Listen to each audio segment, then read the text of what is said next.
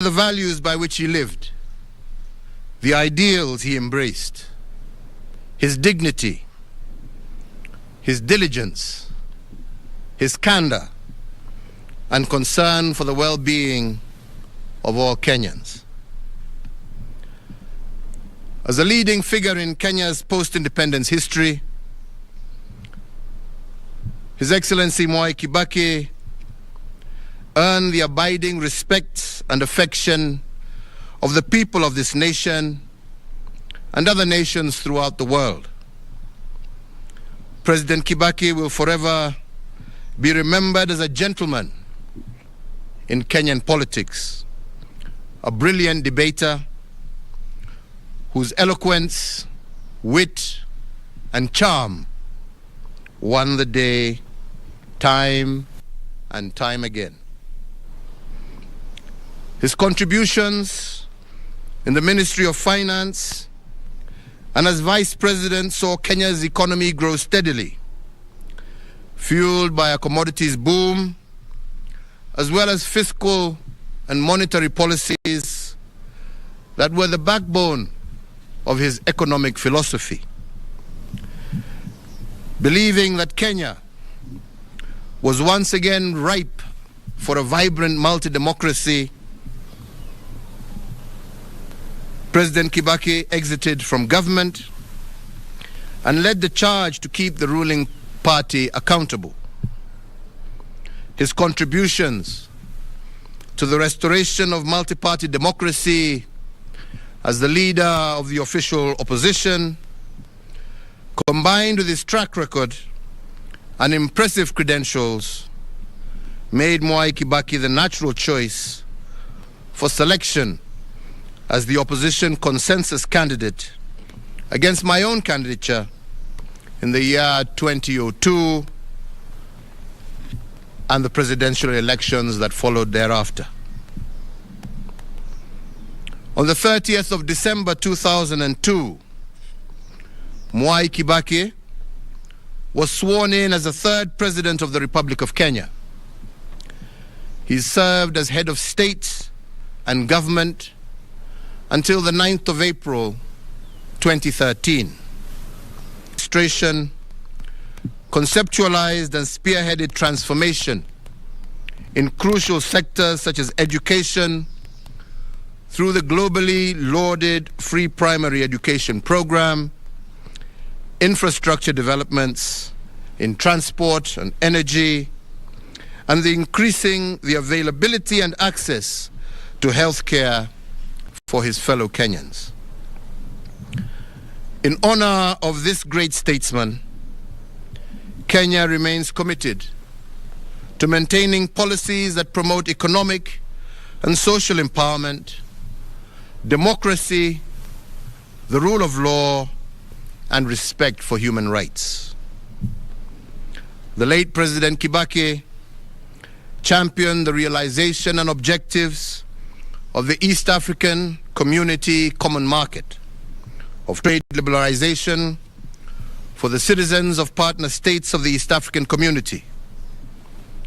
His inclusive spirit and conviction for economic empowerment transcended the territory of Kenya towards cross-border economic stability.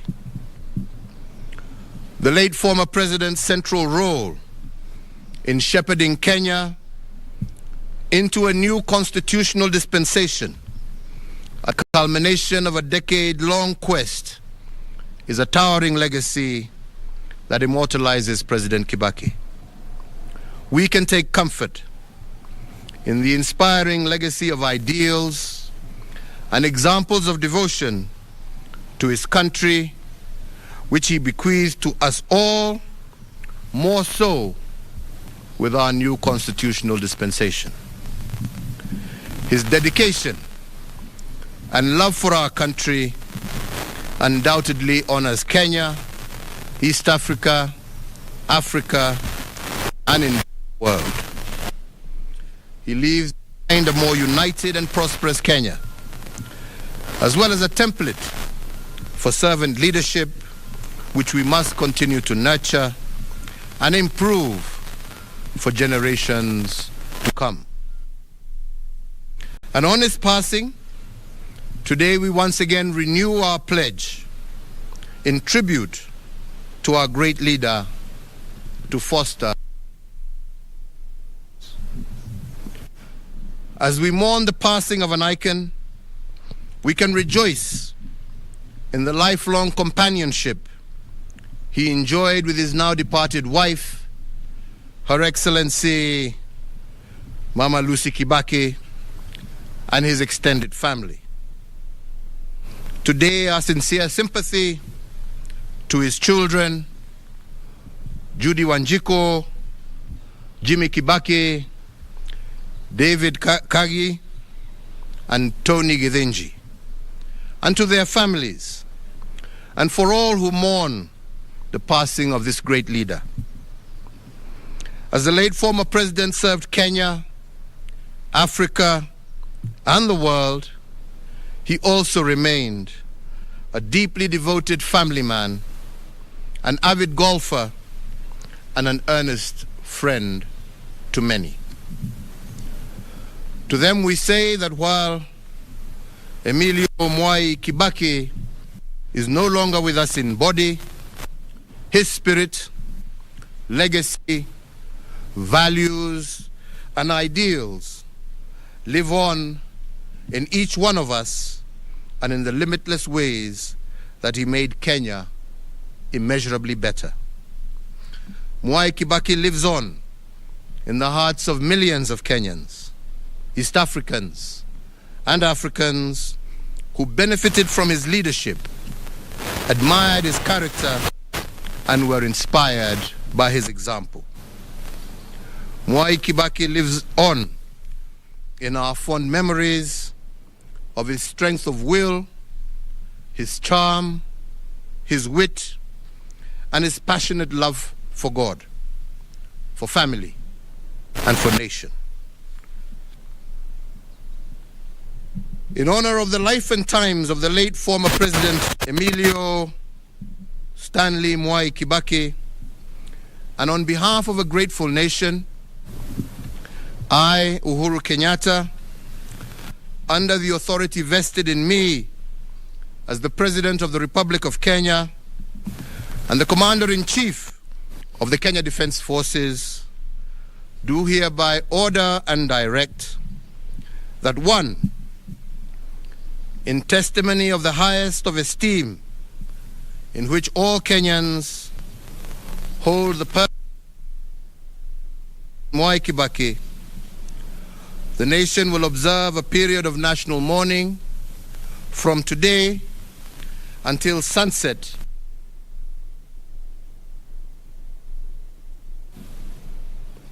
that President Mwai Kibaki shall be accorded a state funeral with full military honors and protocols being rendered and observed.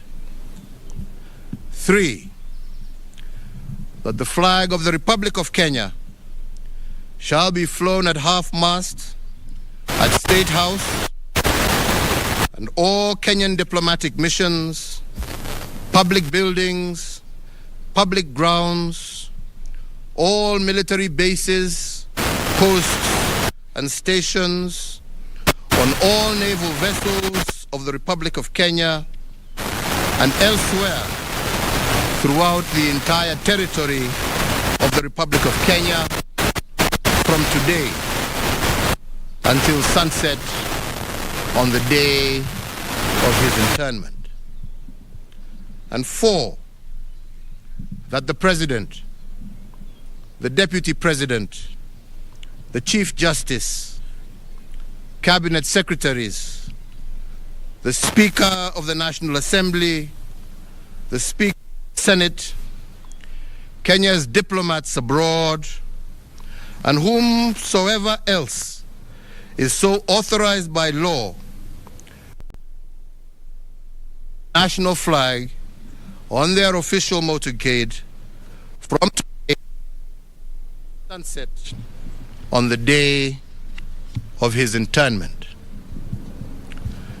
May President Kibaki's family be comforted May his memory be honored and may his example be emulated. This issued under the hand and seal of the President at State House, Nairobi, on the 22nd day of April, the year of our Lord, 2022.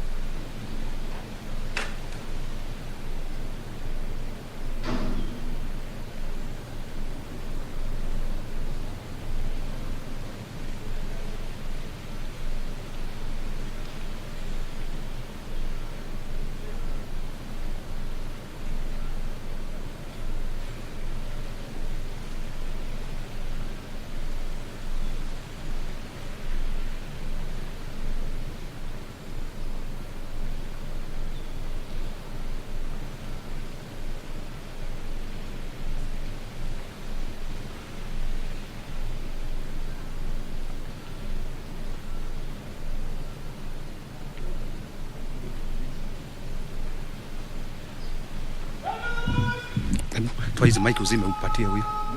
Utoe uzime umpatie huyo.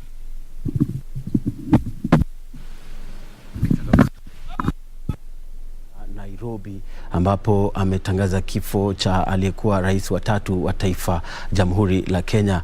Emilio Stanley Mwai Kibaki ambaye ameiaga dunia. Rais Emilio Kibaki alihudumu kama rais wa 3 wa Jamhuri ya Kenya kati ya mwaka 2002 na 2013, na Kibaki alizaliwa katika mji wa Kimuri, Gatuyaini, na ameiaga dunia akiwa na miaka 90. Alizaliwa mwaka 1931 na mkewe Lucy Kibaki aliaga dunia mwaka 2016.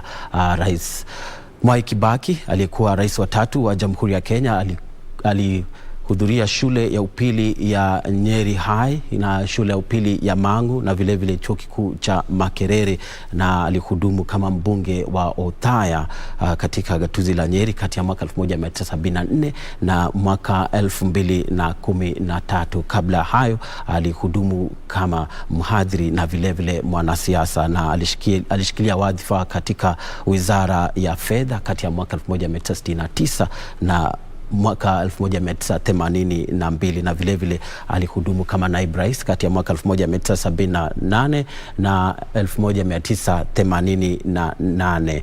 1978 na kati ya mwaka 1978 na mwaka 1988 alipohudumu kama naibu rais wa Jamhuri ya Kenya.